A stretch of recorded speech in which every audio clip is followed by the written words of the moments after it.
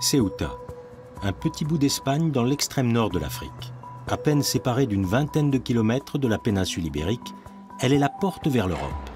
Des Marocains tentent régulièrement de s'y introduire, par centaines souvent, faisant fi de la barrière qui sépare la ville de leur pays. Mais une fois sur place, ceux qui y parviennent se retrouvent face au néant, comme d'ailleurs une grande partie des habitants de Ceuta. Dans l'enclave espagnole, la misère frappe particulièrement les quartiers musulmans. Tiens, voilà ton bon. Tu sais où aller? C'est écrit 15 €, mais ça vaut plus. Avec ça, tu as droit à un panier de produits frais. Viande, poulet, œufs, d'accord? D'accord. Tiens, Merci. va le récupérer demain ou après-demain, maximum. D'accord, merci. Estimé à 27%, le taux de chômage y est 2 fois plus important qu'en Espagne continentale. Et c'est le taux le plus élevé de l'Union européenne.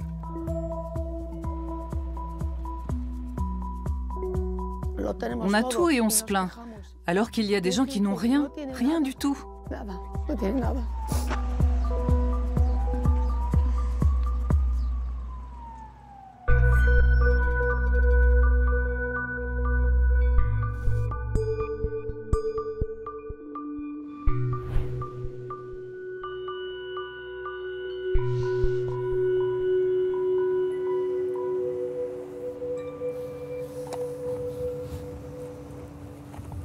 Sabah Ahmed Mohamed a grandi à Ceuta.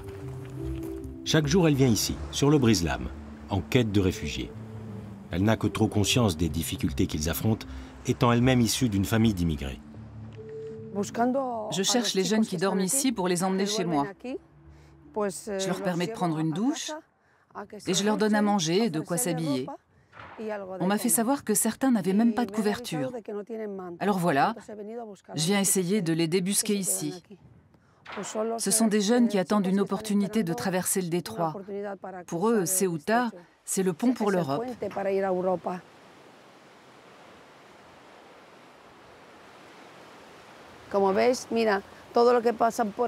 Comme vous le voyez, ceux qui passent par ici écrivent quelque chose. Certains inscrivent leur nom, d'autres demandent à Allah de les aider à rejoindre l'étranger. Le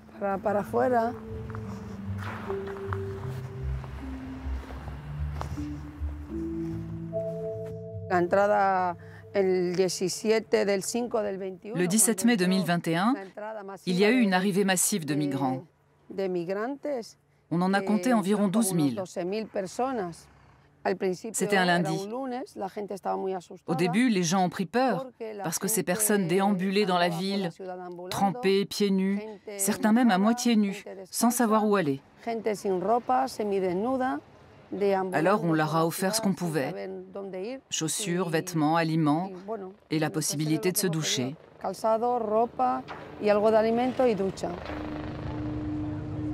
Les 17 et 18 mai 2021, le Maroc relâche ses contrôles frontaliers et annonce que tout le monde peut passer librement en Europe. Un acte de représailles envers l'Espagne qui, peu de temps auparavant, a accepté d'hospitaliser sur son sol le meneur du mouvement de lutte pour l'indépendance du Sahara occidental. Il y a des jours où on a veillé jusqu'à 2 h du matin, parce qu'après avoir fait venir tous ces gens chez nous, il fallait tout nettoyer, désinfecter les salles de bain, laver les serviettes de toilette. C'était un vrai film d'horreur. La plupart des migrants sont refoulés, mais les jeunes ont le droit de déposer une demande d'asile. Certains vivent encore dans les replis du Brislam 2 ans plus tard.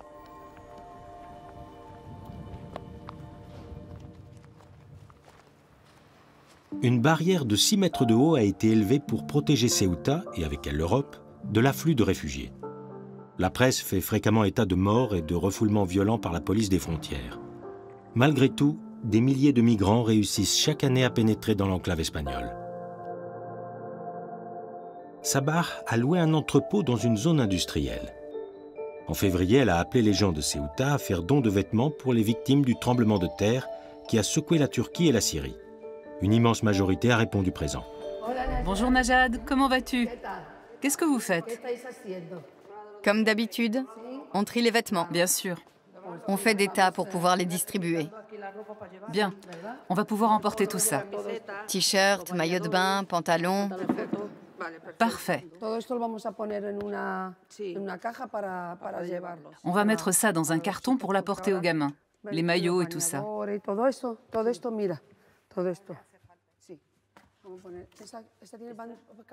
Par gamin, Sabah entend les réfugiés mineurs de Ceuta, auxquels personne ne songe à faire de dons.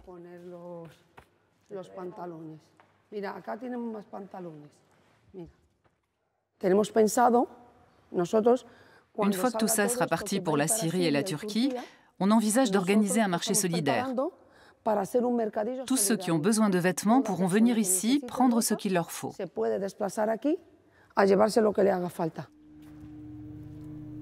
Sabah a eu vent d'une nouvelle vague de réfugiés bloqués la nuit précédente.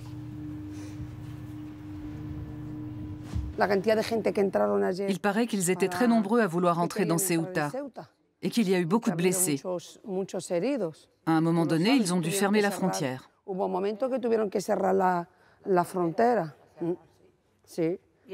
Et malgré tout, il continue à essayer d'entrer. Bien sûr, ils se cachent dans la montagne, dans la forêt, en attendant un moment propice pour retenter le coup. Les agents de la police marocaine des frontières ont repéré les réfugiés et les ont empêchés de passer. Les autorités ne communiquent pas de chiffres précis, mais des sources marocaines évoquent une cinquantaine de blessés. Sabah en déduit qu'il a dû y en avoir en réalité 200 ou 300. Et elle est persuadée qu'à la première occasion, ces migrants refoulés retenteront de passer de l'autre côté. Ils doivent se planquer dans la colline là-bas, vers Castilleros, le village proche de la frontière. Ils attendent le bon moment dans la forêt. Tout ça, ce sont des t-shirts. Oui.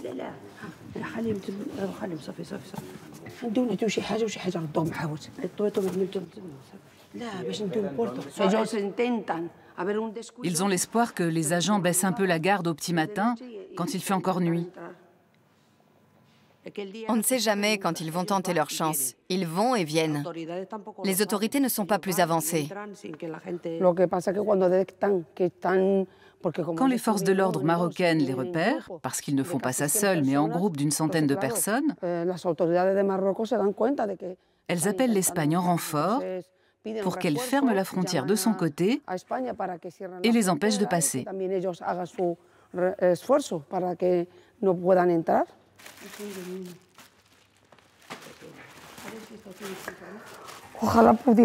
Si je pouvais en faire plus. Il y a tellement de gens qui ont besoin d'aide.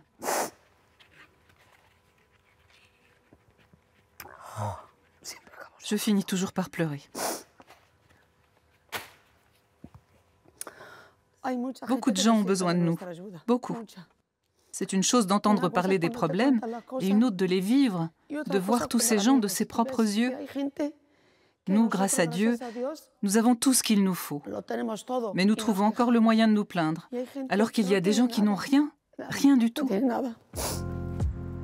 Ceuta n'appartient à l'Afrique que d'un point de vue géographique. Elle fait partie de l'Espagne, et donc aussi de l'Europe, depuis 1668. Pour les migrants, c'est le lieu de toutes les promesses. Les habitants de la ville autonome, eux, s'y sentent un peu pris entre deux mondes. À Ceuta, il n'y a aucune entreprise de taille un peu conséquente, pas d'industrie manufacturière, pas d'économie viable. La pauvreté accable très lourdement la population musulmane. Celle-ci représente près de la moitié des 84 000 habitants de Ceuta, mais à elle seule, 80% des chômeurs. Elle vit en grande partie dans des faubourgs excentrés.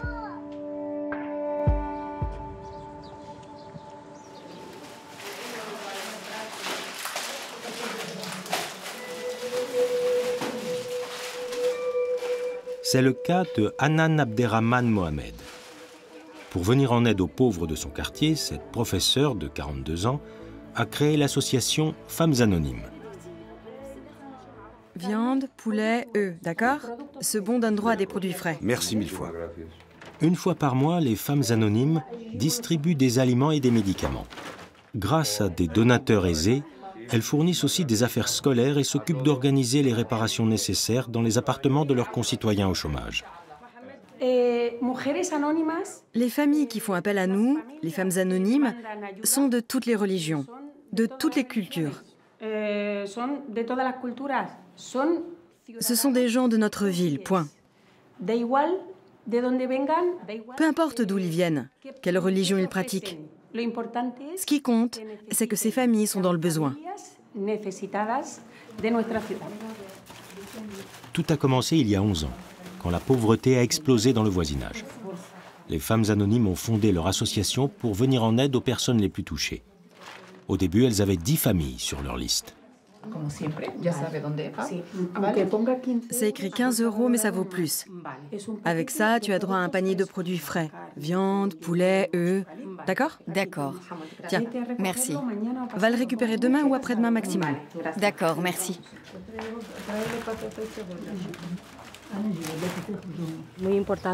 Cette aide est vitale pour nous. On l'attend tous les mois avec impatience. On est très reconnaissant envers cette association qui est toujours là pour les personnes dans le besoin. On dépend totalement d'elle, car dans mon foyer, personne ne gagne d'argent. C'est la même chose pour les 200 familles qui figurent désormais sur la liste des femmes anonymes. L'aide de l'État, lorsqu'elle est accordée, ne leur parvient que plusieurs mois plus tard. L'association, elle, les aide dans l'immédiat. Rancho, où habites-tu? Le plus près possible de chez toi. Je sais que tu es seule. Comme ça, tu n'auras pas à marcher beaucoup. Alors, dis-moi où exactement, enfin plus ou moins, parce qu'il y a beaucoup de choses, d'accord? Les femmes anonymes n'hésitent pas à se rendre dans les quartiers sensibles à leurs propres frais.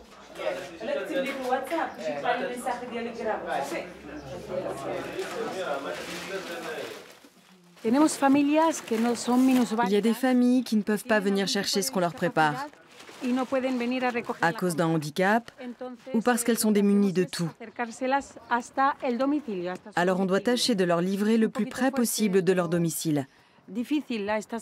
C'est un peu dur de s'entendre dire en ce début de 21e siècle, je n'ai pas de quoi m'acheter un ticket de bus pour venir chercher tout ça.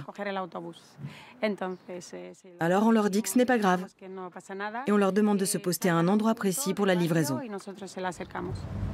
Hanan concentre une grande partie de son temps libre à ses activités associatives. On doit apporter les victuailles à environ 15% des familles de notre liste. Parfois même 20%.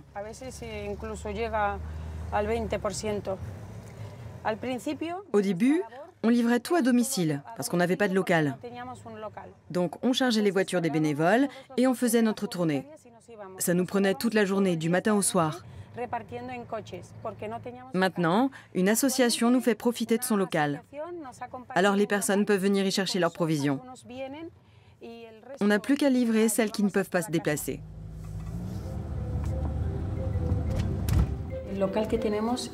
Le local qu'on a à disposition est très petit au vu du nombre de familles que nous aidons. Hanan rêve d'avoir un espace bien plus grand et entièrement dédié aux activités de son association. C'est notre dernière livraison de la journée. Ce mois-ci, nous avons réalisé 3 tournées. Nous arrivons chez la dernière des 44 familles que nous approvisionnons. Par contre, vous n'allez pas pouvoir nous suivre. De même que nous sommes des femmes anonymes, celles auxquelles nous venons en aide tiennent à leur anonymat. Vous comprenez? Désolée. Hanan se rend souvent dans les quartiers musulmans de Ceuta, comme Los Rosales, où s'entassent plus de 10 000 habitants.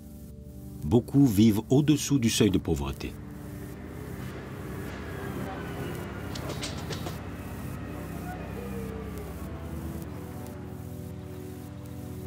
Dans le quartier voisin, El Príncipe, la situation est encore pire. C'est l'un des quartiers les moins sûrs d'Espagne. Des constructions sauvages ont rendu les rues presque impraticables, au point que même le ramassage des ordures n'y est plus assuré. Personne ne s'en occupe. On aimerait bien comprendre. On a fait tout ce qu'on pouvait. On est allé à la mairie, on a fait une réclamation, tout. Il y a des personnes âgées qui sont malades, des handicapés. Même les ambulances ne veulent pas venir jusqu'ici, parce que c'est plein de rats, plein de merde. Les habitants du quartier demandent régulièrement à la municipalité de les aider. Mais la montagne de déchets ne cesse de s'élever.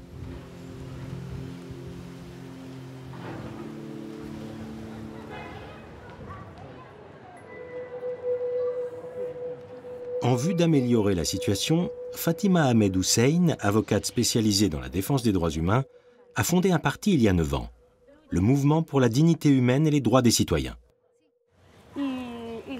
Il a dit à Aurora qu'on ne pouvait pas accrocher la pancarte avec notre logo à cet endroit, qu'il était réservé à l'administration municipale, à des fins institutionnelles. Ah oui? Oui, mais Aurora m'a dit qu'elle n'était pas au courant, qu'elle ignorait complètement qu'il fallait une autorisation pour afficher là. Fatima et ses 2 collaboratrices tiennent leur réunion dans la rue. Bientôt auront lieu les élections municipales. Alors Fatima est en pleine campagne dans le centre de Ceuta. Leila, ma nièce, tu la connais? Oui, oui. Elle m'a parlé de toi. Comment va-t-elle? Bien, Dieu soit loué. Tu nous manques. On a mangé chez notre sœur et elle nous a parlé de tes projets. Je te souhaite bonne chance. Merci beaucoup. Salut Camoum et Mbarek de ma part. Que Dieu veille sur tes parents. Merci, à bientôt. Fille d'immigrés marocains, Fatima est appréciée par les gens du peuple. Son père chargeait des camions pour nourrir sa famille. Comment ça va? Bien? Et la famille? Tout va bien? Salut-les de ma part. À bientôt.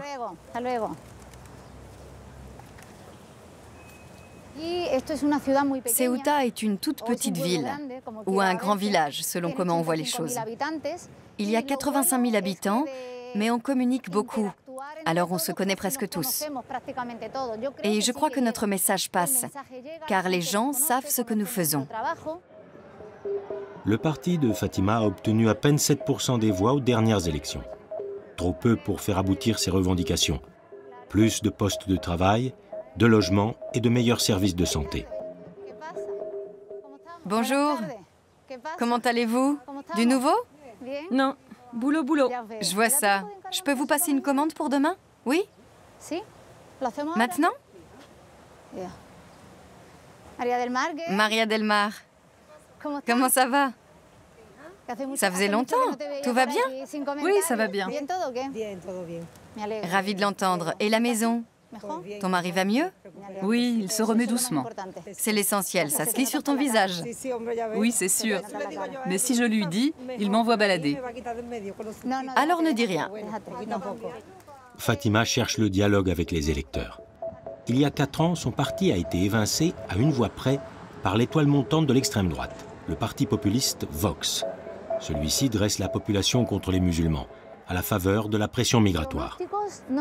Je ne peux pas faire de pronostic. On ne sait jamais ce qui peut se passer.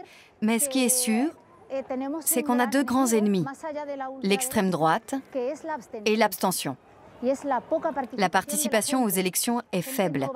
On a un des taux d'abstention les plus élevés de toute l'Espagne. C'est un fléau qu'il nous faut arriver à vaincre. On veut mobiliser, que les gens prennent conscience de l'importance de voter et qu'ils sortent voter massivement le 28 mai. Fatima veut tout faire pour que le taux de participation, qui était de 33% aux dernières élections, augmente substantiellement. De son côté, Sabah Ahmed Mohamed se rend à sa boutique, car parallèlement à ses activités de bienfaisance, elle vend des articles de mode féminin, en femme d'affaires accomplie. Bonjour. Bonjour. Ça va? On fait aller. Parfait. Voyons voir les abayas. Elles sont élégantes. Il ne reste plus que ces tailles-là? Sabah importe ses vêtements de Turquie. Elle a des clientes musulmanes de Ceuta et du Maroc. Jusqu'à 20 000 personnes viennent chaque jour du pays voisin faire des achats dans la ville espagnole. Ceci est ma boutique depuis environ 25 ans.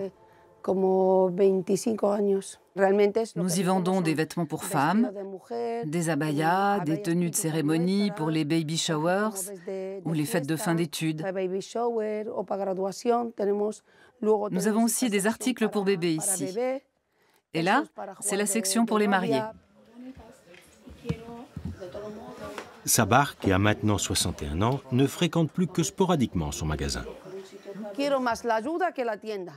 Je préfère passer du temps à aider les autres qu'à tenir ma boutique. Cette fois, j'ai fait appel à mon amie Naïma pour qu'elle me prête main forte en s'occupant du magasin pendant le Ramadan, pour que je puisse me consacrer aux autres. Quand de jeunes réfugiés font irruption en ville, Sabah est prévenue. On vient de l'aviser qu'un petit groupe faisait la manche devant un distributeur. Comment allez-vous?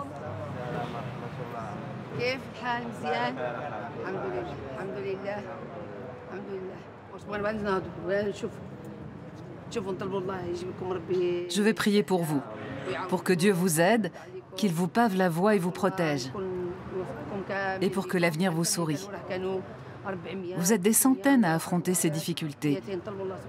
Je vous souhaite bonne chance à tous, que tout aille pour le mieux. Dieu vous bénisse. Tout est entre les mains de Dieu. Ces jeunes Marocains sont mineurs. Ils vivent à Ceuta depuis 2 ans déjà, sans toit ni travail. Des problèmes avec la famille. Des jeunes vous ont battu à la maison d'accueil des mineurs? Ils disent qu'ils ont été maltraités par des enfants. Oui, et des employés espagnols aussi. On dort dans la rue depuis longtemps déjà. Vers la plage de Sarchal. La playa de Sarchal. Beaucoup de chambres à dormir.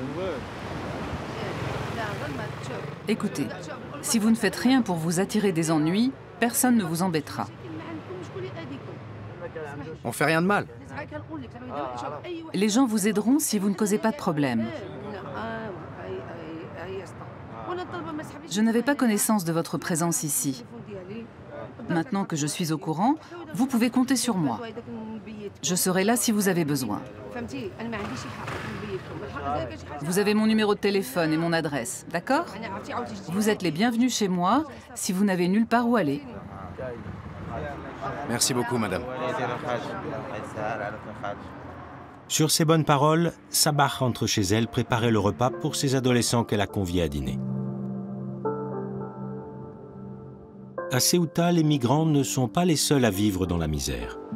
C'est aussi le cas de 40% de la population, concentrée dans les quartiers musulmans éloignés du centre-ville et proches de la frontière. Le taux de chômage des jeunes y est extrêmement élevé. Il est de 58% dans l'ensemble de Ceuta, un chiffre record en Europe.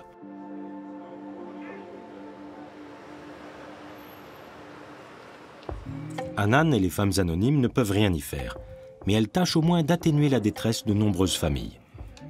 Aujourd'hui, elles se réunissent pour planifier les actions des semaines à venir. Nous allons revenir sur les recettes de la collecte de fonds Ramadan 2023 et sur les différents donateurs grâce auxquels on a pu rassembler de l'argent ce mois-ci.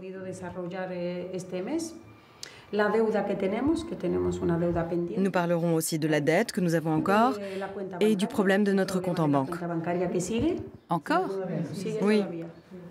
Le problème n'est toujours pas résolu. Du moins pas entièrement, pour différentes raisons.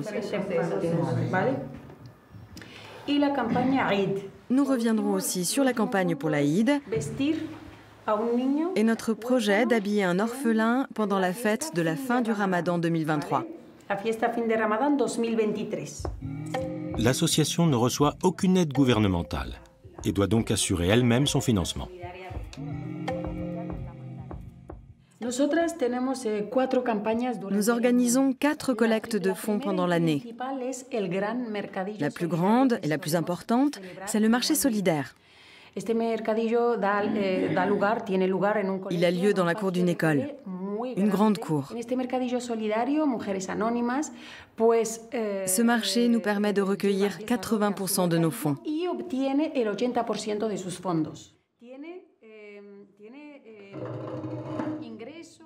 Mais le calcul des frais n'est pas facile, car les femmes anonymes doivent sans cesse relever de nouveaux défis, notamment quand de nouvelles personnes dans le besoin viennent frapper à leur porte. Il y a une femme qui vient du Maroc. Elle s'est retrouvée coincée ici avec son fils, sans un sou. Elle demande si on peut l'aider. Bon. Donne-leur un sac de pommes de terre et un autre avec le reste des provisions. D'accord. Hanan a elle-même 4 enfants. S'ils ont, eux, de quoi manger à leur faim, ce qui leur manque parfois, c'est leur mère, occupée à aider d'autres familles.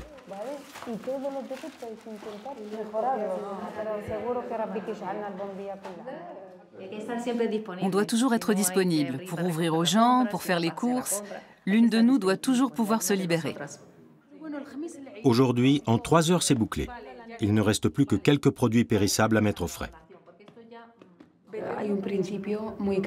Il y a un principe très simple que nous devons transmettre comme nous l'ont transmis nos parents. Je me souviens que lorsque j'étais petite, mon père faisait ses comptes à la fin du mois pour voir combien il avait réussi à économiser sur son salaire. Ensuite, il mettait un peu de monnaie de côté. Moi, forcément, j'avais envie de piocher dedans. Mais il me disait « Non, cet argent n'est plus à nous. Il a déjà un nouveau propriétaire. Je te donnerai ta part en temps voulu. » Nous avons donc grandi dans cet esprit-là, avec l'idée que nous existons pour servir. C'est aussi la philosophie de Fatima. Mère de 2 enfants, elle mène de front son métier d'avocate et ses activités politiques. En tant que leaduse de parti, elle est toujours sur la brèche et essuie régulièrement les brimades du parti Vox. Celui-ci ne se contente pas d'attiser la haine contre les réfugiés. Il tente aussi plus généralement de monter la population contre les musulmans de Ceuta et ne se gêne pas pour attaquer publiquement cette fille de migrants en menaçant de la renvoyer au Maroc. Comme femme, comme musulmane, comme espagnole, l'extrême droite m'attaque sur tous les fronts. À leurs messages haineux, nous répondons par une proposition. De notre côté, nous restons toujours dans le cadre du débat politique. Même si, avec ces personnes, on ne peut pas réellement débattre, parce que leur idéologie est fondée sur la haine. Mais nous voulons les anéantir de façon démocratique. Le parti de Fatima a son siège au sein du quartier sensible de Los Rosales, dans ce qui était autrefois une rue commerçante très animée. Ces derniers temps, les choses ne se sont guère améliorées dans le coin. Au contraire, la situation a empiré. Il y a quelques années, c'était bien plus vivant. Les magasins étaient toujours ouverts. Mais plus personne n'investit ici. Alors tout part à volo. Les lieux sont abandonnés. Les autorités publiques ne s'y intéressent pas, car elles ne croient ni dans ce quartier, ni dans ses habitants. Fatima, elle, croit en les gens de Ceuta et le leur fait sentir. En allant à leur rencontre dans la rue, mais aussi à travers ses activités sur les médias sociaux. Elle souhaite donner une voix à ceux que plus personne n'écoute depuis longtemps. Mais pour cela, elle a besoin d'aide, y compris européenne.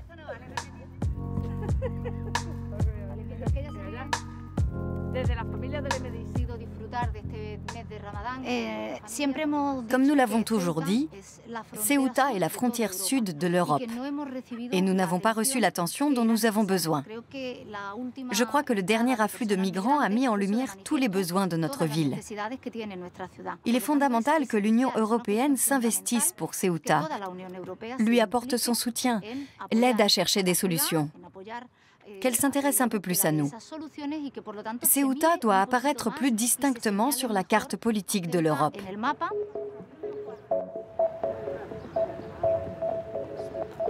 Les femmes de Ceuta doivent souvent se débrouiller seules. Anan et ses co-associés ont demandé un rendez-vous au maire, Juan Vivas.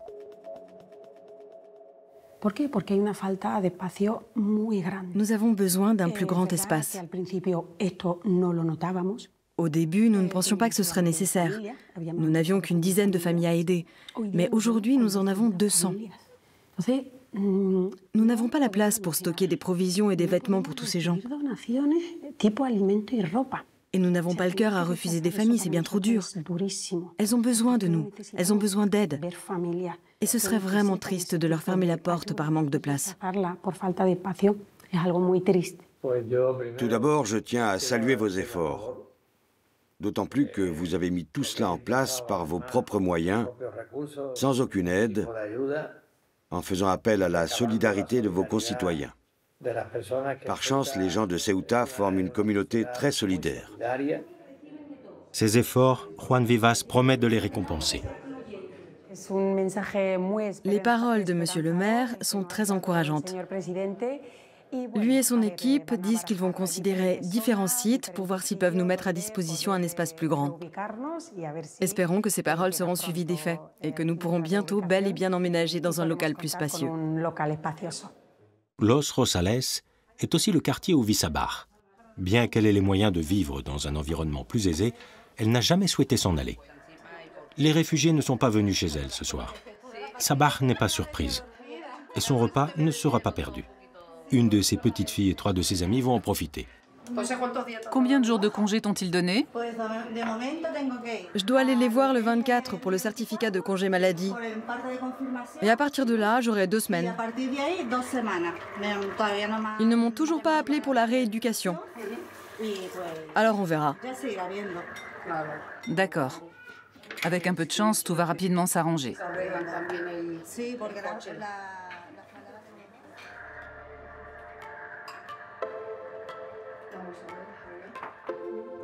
Sabah est très famille.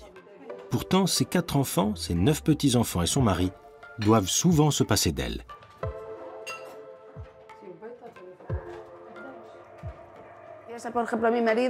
Quand on s'est rencontrés avec mon mari, il a bien vu que ça se passait comme ça dans ma famille.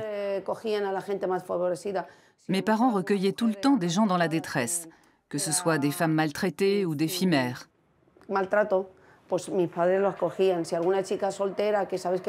Dans notre religion, c'est très mal vu qu'une fille tombe enceinte hors mariage. Elle est souvent rejetée par ses parents. Mais les miens n'hésitaient pas à accorder l'hospitalité à ces filles-là, comme aux personnes venues du Maroc qui se retrouvaient coincées ici. Mon mari était au courant, et nos enfants ont eux aussi grandi dans cet esprit. On a toujours essayé d'aider les personnes les plus démunies. Famille et amis respectent chez elle ce besoin viscéral d'adoucir la misère d'autrui et comprennent parfaitement que Sabah les abandonne à l'improviste quand le devoir l'appelle. Ce soir encore, elle leur fait faux bond pour voler au secours de réfugiés qu'on vient de lui signaler.